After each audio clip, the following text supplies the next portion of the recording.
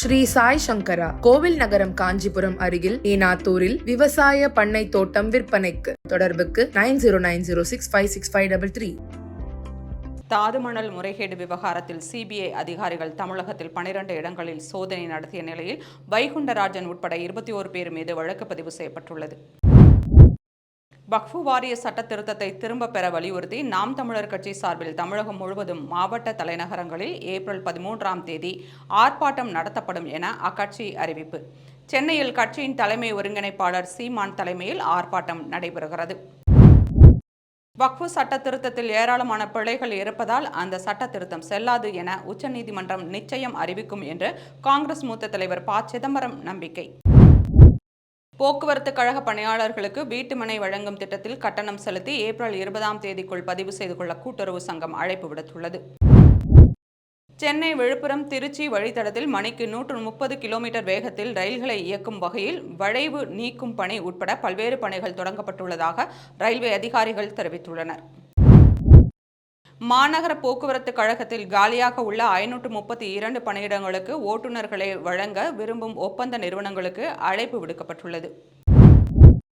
Panagal park Kodambakkam இடையேயான metro rail சுரங்கப்பாதை பணியை வரும் செப்டம்பருக்குள் முடிக்க திட்டமிட்டுள்ளதாக சென்னை மெட்ரோ ரயில் நிறுவனம் அதிகாரிகள் தெரிவித்துள்ளனர்.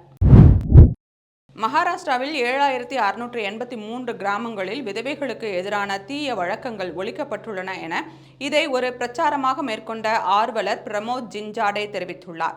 தற்போது மங்கள நிகழ்ச்சிகளில் பங்கேற்க விதவைகளுக்கும் அழைப்பு விடுக்கப்படுகிறது. அமெரிக்க அதிபரின் பொருளாதார கொள்கைகளுக்கு உலக அளவில் எதிர்ப்பு வலுத்து வருகிறது. அமெரிக்கா மட்டுமன்றி ஐரோப்பிய நாடுகள் உட்பட பல நாடுகளிலும் ட்ரம்புக்கு எதிராக முக்கிய நகரங்களில் பல்லாயிரக்கணக்கானோர் ஒன்று கூடி பேரணி நடத்தினர். ஓமன் அருகே மீன்பிடி படகில் திடீரென உடல்நலக்குறைவு ஏற்பட்ட பாகிஸ்தான் மீனவர் ஒருவருக்கு இந்திய கடற்படை ஓடோடி சென்று அவசரமாக மருத்துவ உதவியை வழங்கிய சம்பவம் நிகழ்ச்சியை ஏற்படுத்தியுள்ளது. வக்ஃபு திருத்த மசோதாவுக்கு குடியரசுத் தலைவர் திரௌபதி முர்மு ஒப்புதல் வழங்கியுள்ளார். இதையடுத்து வக்ஃபு திருத்த சட்டம் அமலுக்கு வந்தது. தேவாலய நில விவகாரத்தை எழுப்பிய மக்களவை எதிர்க்கட்சித் தலைவர் ராகுல் காந்தி, கேரள முதல்வர் பினராயி விஜயன் ஆகியோருக்கு கேரள பாஜக தலைவர் ராஜீவ் சந்திரசேகர் கண்டனம் தெரிவித்துள்ளார். மேற்கு வங்கத்தில் உச்சநீதிமன்ற தீர்ப்பால் வேலை பறிபோனாலும் ஆசிரியர்கள் அலுவலர்கள் பலர் மீண்டும் பள்ளிக்கு வந்து பணிபுரிகின்றனர். இதுகுறித்து ஆசிரியர்கள் பலர் கூறும்போது, நாங்கள் வேலை செய்த பள்ளிகள் தற்போது ஆசிரியர்கள் அலுவலர்கள் இல்லாமல் சிக்கலில் உள்ளன என்றனர். இந்தியாவின் புகழ்பெற்ற மணல் சிற்பக் கலைஞர் சுதர்சன் பட்நாயக்கிற்கு இங்கிலாந்தின் பிரெட் டாரிங்டன் சாண்ட் மாஸ்டர் விருது வழங்கப்பட்டுள்ளது. தெற்கு வங்கக்கடல் பகுதியில் இன்று புதிய காற்று அழுத்த தாழ்வு பகுதி உருவாக வாய்ப்புள்ளதாக வானிலை ஆய்வு மையம் தெரிவித்துள்ளது. எட்டயபுரம் அருகே 6 வயது சிறுவனை பாலியல் வன்கொடுமை செய்து கொலை செய்த வழக்கில் குற்றவாளிக்கு 2 ஆயுள் தண்டனை விதித்து தூத்துக்குடி போக்சோ நீதிமன்றம் தீர்ப்பளித்தது. தொலைதூர மற்றும் இணைய வழி படிப்புகளுக்கான அங்கீகாரம் பெற உயர்கல்வி நிறுவனங்கள் விண்ணப்பிக்கும் கால அவகாசம் ஏப்ரல் 15ஆம் தேதி வரை நீட்டிக்கப்பட்டுள்ளது. சென்னை மெட்ரோ ரயிலில் இளம்பெண்ணை பின்தொடர்ந்து பாலியல் தொந்தரவு கொடுத்த இளைஞர் கைது செய்யப்பட்டுள்ளார். சிறந்த பள்ளி தலைமை ஆசிரியருக்கான அறிஞர் அண்ணா தலைமைத்துவ விருதுக்கு தகுதி பெற்றவர்கள் பட்டியலை ஏப்ரல் 25ஆம் தேதிக்குள் அனுப்ப வேண்டும் என பள்ளிக்கல்வித்துறை உத்தரவிட்டுள்ளது. ஐபிஎல் கிரிக்கெட் போட்டிக்கான டிக்கெட்டுகளை கள்ளச்சந்தையில் அதிக விலைக்கு விற்பனை செய்ததாக கேரளாவைச் சேர்ந்தவர் உட்பட 11 முகவர்கள் கைது செய்யப்பட்டுள்ளனர். பல்லாயிரம் கோடி ரூபாய் ஊழலில் ஊறி திளைத்து அறமற்ற துறையாக தமிழக அறநிலையத்துறை மாறியுள்ளது என நாம் தமிழர் கட்சியின் தலைமை ஒருங்கிணைப்பாளர் சீமான் தெரிவித்துள்ளார். திமுக பொதுக்கூட்டத்தில் பங்கேற்ற அமைச்சர் துரைமுருகன் மாற்றுத்திறனாளிகளை இழிவுபடுத்தும் வகையில் பேசியதாக எழுந்த புகார் சலசலப்பை ஏற்படுத்தியுள்ளது. முறையாக முத்திரை தீர்வை செலுத்தாததால் 9 ஆண்டுகளாக நிலுவையில் வைக்கப்பட்டுள்ள 1500 ஏக்கர் அரசு நிலத்திற்கான குத்தகை ஆவணங்களை ரத்து செய்வதற்கான நடவடிக்கையை பதிவுத்துறை துவக்கியுள்ளது. திடக்கழிவு மேலாண்மைக்காக 2016இல் வெளியிடப்பட்ட விதிகளை மேம்படுத்தி உருவாக்கப்பட்டுள்ள புதிய விதிமுறைகளை அக்டோபர் 1இல் அமல்படுத்த மத்திய அரசு முடிவு செய்துள்ளது. கர்நாடகாவில் தொழிலதிபர் ஒருவர் தன் கர்ப்பிணி பசுவுக்கு இந்து சம்பிரதாயப்படி வளைகாப்பு நடத்தி 500 பேருக்கு தடபுடலாக விருந்தும் வைத்து அசத்தியுள்ளார். பாலஸ்தீன ஆதரவு போராட்டத்தில் கலந்து கொண்ட எங்களது நாட்டின் எம்பிக்களை இஸ்ரேல் போலீஸ் கைது செய்து சிறிது நேரம் தடுத்து வைத்ததை முற்றிலும் ஏற்க முடியாதது என்று பிரிட்டன் கண்டித்துள்ளது. தொகுதி மறுசீரமைப்பு குறித்து பேச பிரதமரிடம் நேரம் கேட்டுள்ளேன், ஆனால் இதுவரை அதற்கு பதில் இல்லை என்று முதல்வர் ஸ்டாலின் கூறியுள்ளார். தாஜ்மஹாலை பார்வையிட வந்த செக் குடியரசைச் சேர்ந்த பெண் சுற்றுலா பயணியை பாலியல் ரீதியாக துன்புறுத்தியதாகவும் தகாத முறையில் தொட்டதாகவும் கூறி ஒருவர் கைது செய்யப்பட்டதாக போலீசார் தெரிவித்தனர். பிரதமரின் நிகழ்ச்சியில் பங்கேற்காமல் முதல்வர் ஸ்டாலின் அவமானப்படுத்தியுள்ளார். இதற்கு தமிழக மக்களிடம் முதல்வர் மன்னிப்பு கேட்க வேண்டும் என்று பாஜக மாநில தலைவர் அண்ணாமலை தெரிவித்துள்ளார். ஒகேனக்கல் காவிரி ஆற்றில் இன்று காலை 6 மணி நிலவரப்படி நீர்வரத்து வினாடிக்கு 5000 கன அடியாக அதிகரித்துள்ளது. ஒகேனக்கல் காவிரி ஆற்றில் நேற்று வினாடிக்கு 300 கன அடி நீர் வந்து கொண்டிருந்த நிலையில் இன்று அதிகரித்துள்ளது. எம்புரான் படத்தில் வரும் ஒரு சிறு காட்சியை வைத்து பாஜக, சங் பரிவார் அமைப்புகள் பெரும் பிரச்சனையை ஏற்படுத்துகின்றனர்.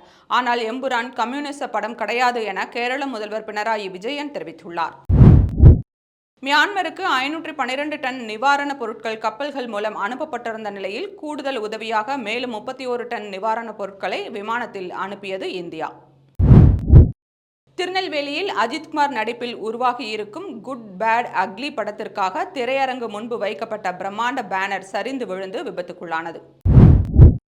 காசாவில் உள்ள கான் யூனுஸ் பகுதியில் இஸ்ரேல் ராணுவம் தாக்குதல் நடத்தியது. இந்த தாக்குதலில் 24 பேர் கொல்லப்பட்டதாக காசா சுகாதாரத்துறை அமைச்சகம் தெரிவித்திருந்தது.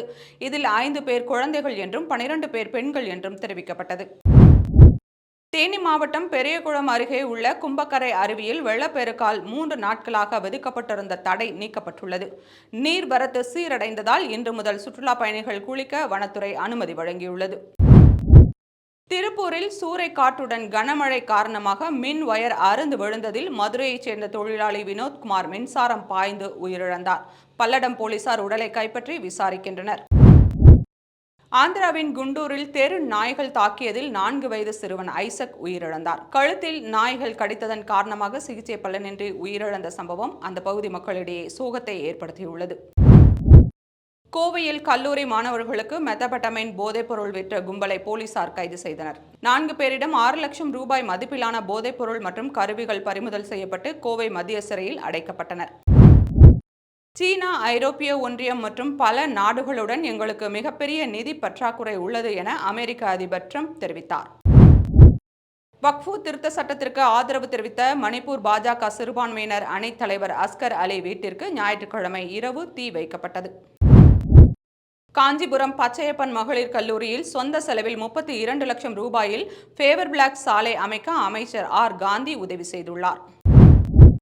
நம்போல் பசாரில் பயங்கரவாதிகள் சிலர் பதுங்கி இருந்து சமூக விரோத செயல்களுக்கு சதி தீட்டி வருவதாக ராணுவ வீரர்களுக்கு துப்பு கிடைத்தது. இதன் பேரில் ராணுவ வீரர்கள் அங்கு தீவிர சோதனை நடத்தினர். அப்போது ஒரு வீட்டில் பதுங்கியிருந்த 4 பயங்கரவாதிகளை சுற்றி வளைத்து கைது செய்தனர்.